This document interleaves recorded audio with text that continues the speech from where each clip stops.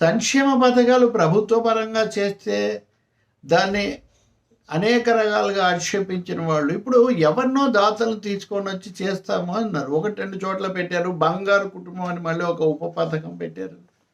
ఎన్ని చెప్పినా కానీ ధనస్వాములు అనేవాళ్ళు లేకపోతే పెట్టుబడిదారులు లాభాన్ని బట్టి వస్తారు, కానీ ఇంకెందుకు వస్తారు వాళ్ళు? ఒకవైపున కాంట్రాక్ట్ కార్మికులు, అంగన్వాడీలు, అవుట్ సోర్సింగ్లు, పనులు చేసేవాళ్ళు జీతాలు ఇమ్మంటేనే వాళ్ళు ఇవ్వట్లేదు. పని గంటలు రెట్టింపు చేస్తున్నారు, ఉన్నవాళ్ళని పీకేస్తున్నారు.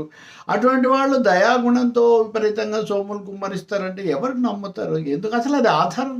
అది శాస్త్రీయమా? ఇస్తే ఇవ్వండి, ఎవరన్నా సహాయం చేస్తే అనేక మంది చేస్తారు. డబ్బు లేని వాళ్ళు కూడా చేయొచ్చు, మంచి వాళ్ళు అయితే, అది సమస్య కాదు. కానీ ప్రభుత్వము దానికి ఒక అధికార పథకంలాగా ఎలా చేస్తుంది? చంద్రబాబు నాయుడు ఎంత ఒత్తిడి పెట్టినా, ఎంత ఆరాటపడినా చాలా చోట్ల దీనికి ఎవరు ముందుకు రావటం లేదు.